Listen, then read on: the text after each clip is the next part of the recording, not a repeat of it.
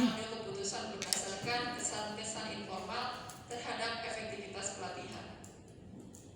Lalu selanjutnya ada evaluation is a threat to my job. Jadi jumlah total uang yang dihabiskan untuk pelatihan setiap tahun di Amerika Serikat itu mencapai ratusan miliar dolar. Mengapa Departemen Pengembangan Sumber Daya Manusia atau HR tidak mengevaluasi hasil-hasilnya? Ketakutan akan hasilnya adalah salah satu alasannya. Jika waktu dan uang dihabiskan untuk pelatihan dan evaluasi menentukan bahwa tidak ada pembelajaran yang terjadi atau performa kerja menurun, hal ini tidak mencerminkan dengan baik pelatihan yang diberikan. Lalu di sini ada argumen kontranya, yaitu meskipun hasil akhir penting dalam pengambilan keputusan bisnis, namun tujuan evaluasi sehari-hari harus digunakan sebagai mekanisme umpan balik untuk memandu upaya menuju keberhasilan. Hal ini menekankan pada pelacakan sikap dan perilaku dari waktu ke waktu dan memberikan umpan balik berdasarkan temuan-temuan tersebut kepada para perancang dan presenter pelatihan. Selanjutnya ada evaluasi pelatihan ini penting untuk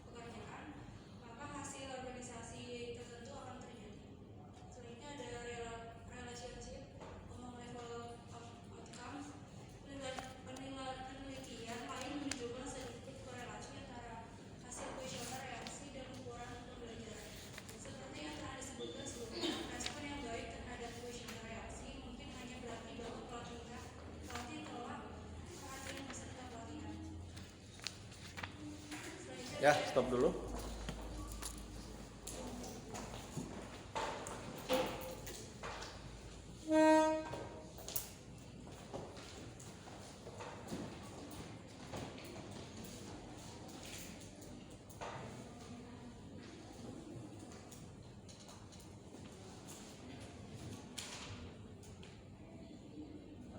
Topik bahasan kali ini kita akan membahas mengenai evaluation. Evaluation merupakan suatu proses yang dilakukan oleh perusahaan untuk menilai, mengkaji, dan memahami seberapa besar tingkat keberhasilan pelatihan yang diselenggarakan oleh perusahaan. Oleh sebab itu, perusahaan perlu menilai sejauh mana perencanaan yang telah disusun, lalu dibuatlah desain dan development. Nah, pelaksanaannya bagaimana? Apakah sudah sesuai dengan apa yang telah dibuat oleh perusahaan terhadap keputusan? Apabila dalam hal pelaksanaannya tersebut melenceng atau tidak sesuai dengan apa yang telah diputuskan, maka diperlukan adanya evaluasi. Untuk apa? Memperbaiki terhadap pelaksanaan pelatihan untuk periode yang akan datang. Nah, oleh sebab itulah evaluasi ini akan dilakukan. Karena kenapa?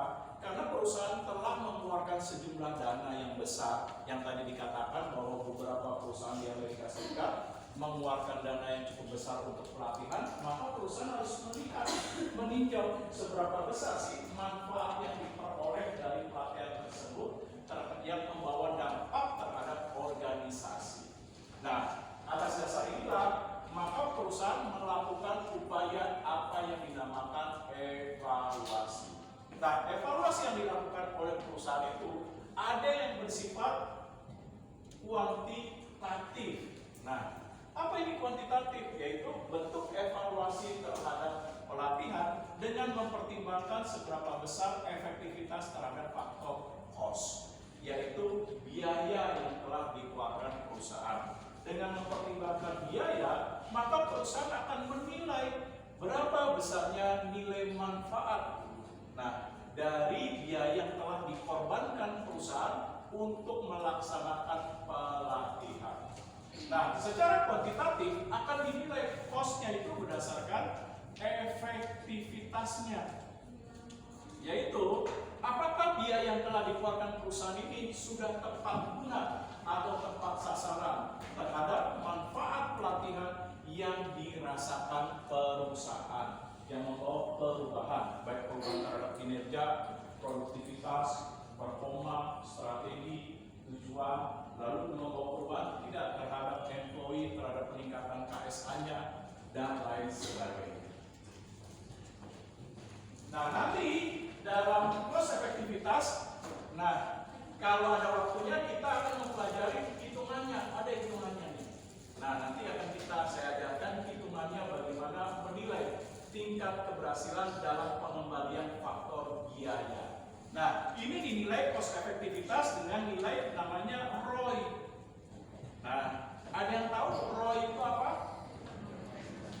Return on investment. Artinya, biaya yang telah dikeluarkan perusahaan berapa besar tingkat pengembalian efektifnya. Misalnya contoh, sebelum pelatihan, berapa sih tingkat produktivitasnya dan tingkat kesalahan dalam melaksanakan pelatihan, melaksanakan pekerjaan, tingkat kesalahannya, mohon maaf. Nah, sesudah pelatihan, maka tingkat produktivitas dan kesalahan dalam melakukan pekerjaan seberapa besar pengurangannya.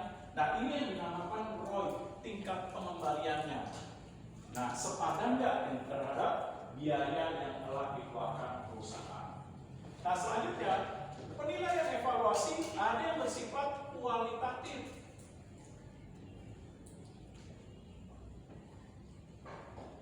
Nah, apa ini kualitatif? Kualitatif berarti menilai atau melakukan kajian dan evaluasi terhadap pencapaian keberhasilan pelatihan dengan bersifat deskriptif, yaitu bersifat uraian untuk menilai seberapa besar keberhasilannya terhadap perubahan.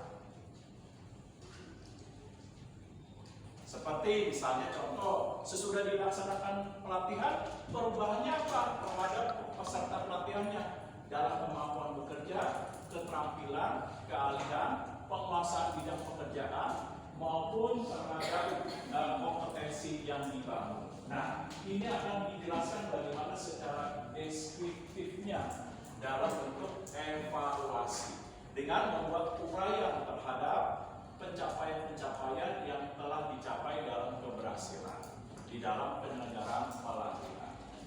Nah, di dalam evaluasi, perusahaan akan melakukan evaluasi ke dalam berbagai macam prosesnya. Nah, proses dalam evaluasi ini dimulai dari tahapan before.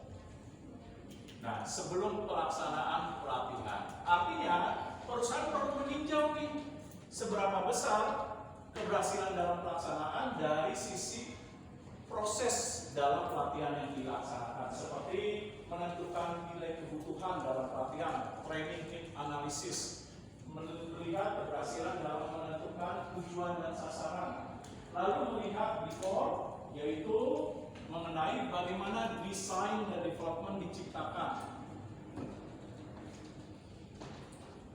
Lalu dalam before menentukan apa yang menjadi faktor gap ketidaksesuaian.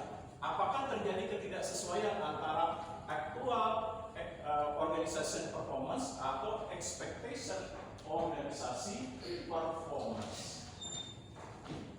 Lalu evaluasi bisa dilakukan dalam bentuk during. Nah, apa itu during? During ini adalah selama proses pelatihan berlangsung. Dengan apa? Dengan melihat bagaimana daya tarik, minat terhadap peserta pelatihan, lalu materi yang disampaikan, relevansi materi tersebut dengan kebutuhan perusahaan terhadap pelatihan, lalu memperhatikan bagaimana fasilitas dan sarana yang disediakan, lalu bagaimana proses pembelajaran atau learning yang berlangsung. Nah, ini during.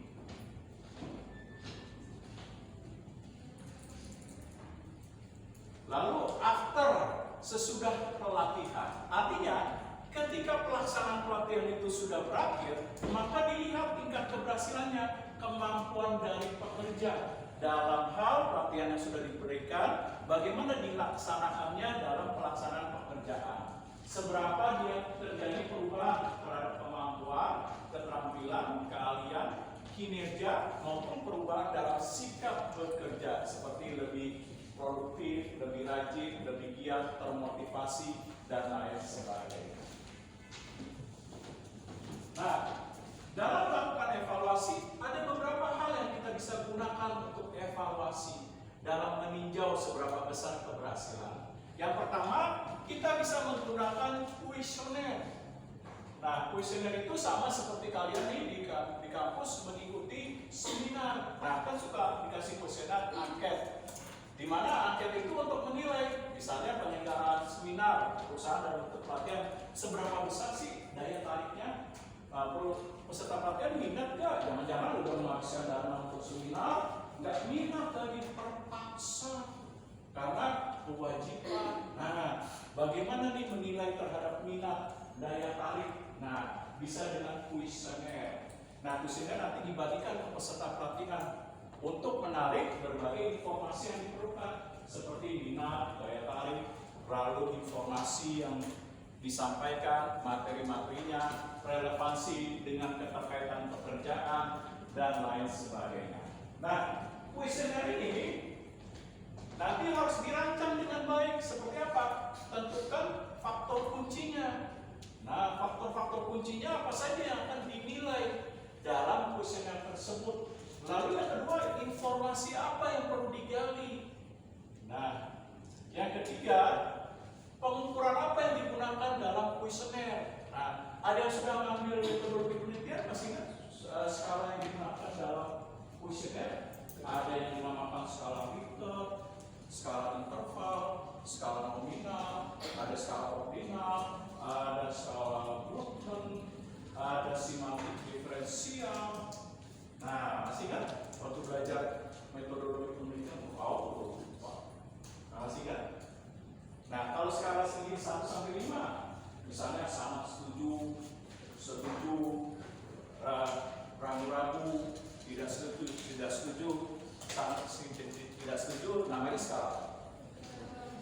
Ya, lihat, betul. Kalau skala cuma dua pilihan, berdasarkan seminar yang Anda ikuti terhadap kompetensi berbasis terhadap digital marketing, apakah cukup menarik? Pilihannya cuma dua, menarik dan tidak menarik. Nah, itu skala apa?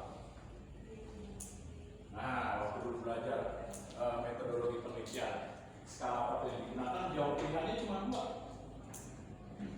Ya atau tidak, misalnya.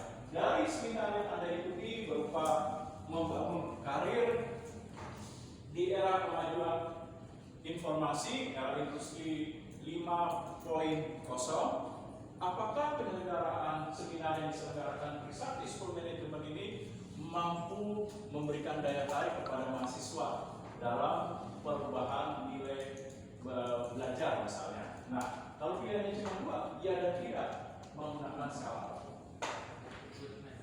Iya, betul, menggunakan skala Goldman. Kalau pilihannya misalnya 1 sampai 8, berikut ini berikanlah pilihan sangat buruk, pilihan 1, dan sangat baik. Penyelenggaraan seminar yang diselenggarakan oleh Trisakti School Management ini sudah dilakukan sesuai dengan ketentuan dan prosedur yang efektif. Nah, misalnya, Pak, saya merasa sudah efektif, Pak. Nah, kasih nilai 8. Kayaknya biasa aja, Pak, 5. Nah, ini skala apa? Kan? Nah, bukan.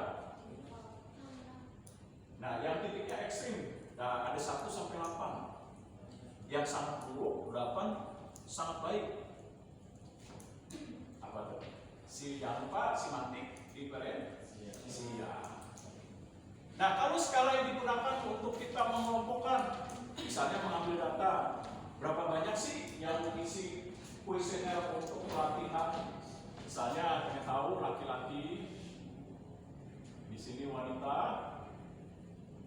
1, 2, misalnya pertanyaan berikutnya, semester 1, 2, 3, 4, 5, 6, lalu semester 7 ke atas. Nah, ini skala apa yang kita gunakan? Misalnya pengen tahu nih peserta seminar. Nah, pengen tahu berapa mahasiswa yang menghadiri seminar, berapa banyak sih laki-laki, wanita, semester berapa yang mengikuti, apakah semester 1, 2, 3, 4, 5, 6, atau di atas 7 misalnya. Ya. Nah, skala nominal untuk mengelompokkan. Nah, misalnya contoh skala yang digunakan, misalnya berikutnya. Nah, berikut ini model pelatihan apa yang paling Anda sukai? Berikanlah urutan 1 yang paling Anda sukai sampai urutan 5. Misalnya nih ada 5 pilihan.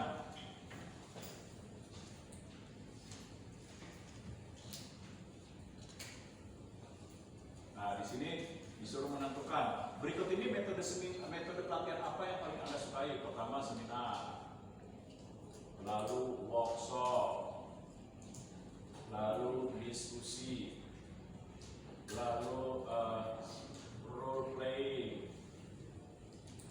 lalu seminar, simulasi.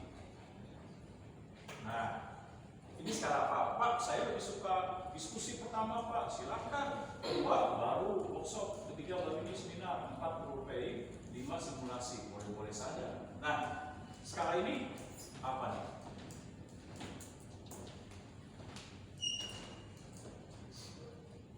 Apa skalanya?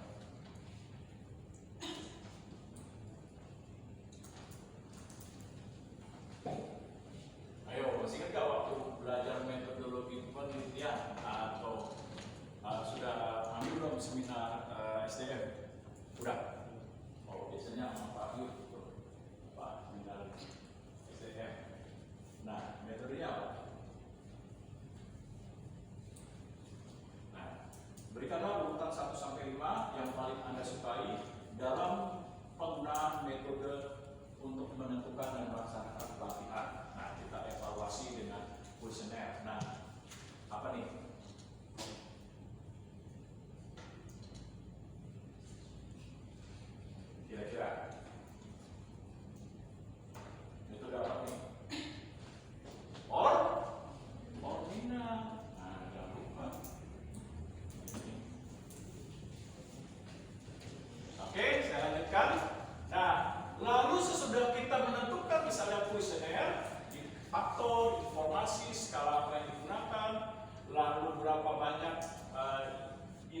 informasi yang digali terhadap butir-butir pernyataan. Nah, lalu berapa banyak jumlah kuesioner yang akan dibagikan. Nah, lalu juga kesediaan waktunya berapa lama dan lain sebagainya. Nah, nantinya ini apa saja yang perlu dinilai? Pertama, dilihat fasilitasnya. Nah, itu perlu dinilai fasilitasnya. Apakah fasilitas dalam pelatihan sudah memadai, seperti alat peraga, ruang pendingin, pencahayaan, lalu alat bantu seperti infokus. Nah, bagaimana fasilitasnya? Nah, lalu yang kedua dinilai dari peserta pelatihan. Nah, bagaimana peserta pelatihannya? Memberikan nggak daya tarik, minat, nah, terhadap materi-materi yang disampaikan, antusiasnya seperti apa? Nah, ini kita bisa gali informasinya.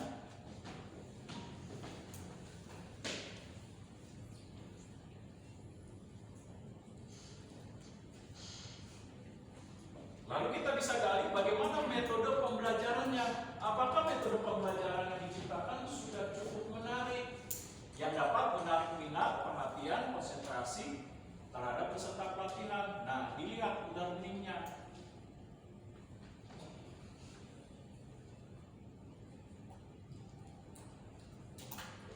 Nah, selanjutnya melihat dari waktu, bagaimana waktu yang disediakan dalam pelatihan sudah cukup baik, efektifkah, atau masih ada kekurangan-kekurangannya.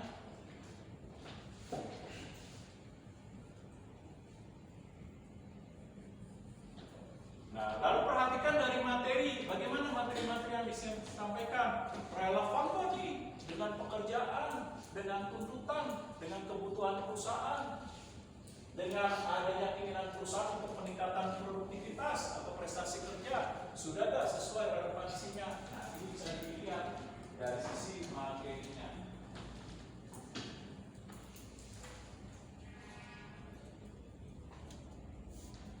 Nah, lalu mempertimbangkan dari sisi trainernya, bagaimana trainernya yang menyampaikan pelatihan, baik terhadap informasi, nah, baik terhadap materinya, lalu bagaimana interaksi yang dilakukan, dan lain sebagainya.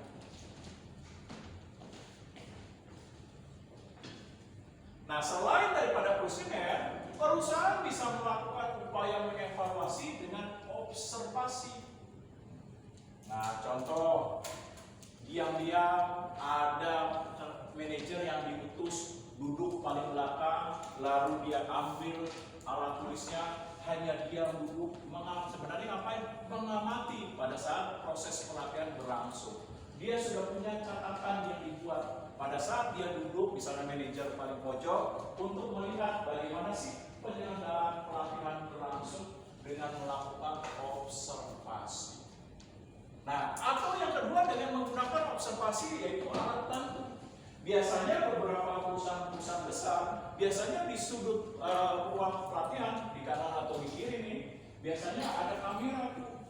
Nah, kameranya untuk apa? Merekam pada saat proses pelatihan itu berlangsung. Ya, nantinya akan disimpan di save, nantinya pelatihan berlangsung itu dibagikan kepada pimpinan manajer. Lipat videonya pelaksanaan pelatihan yang sudah berlangsung nanti akan diputar oleh pimpinan. Pimpinan akan melihat bagaimana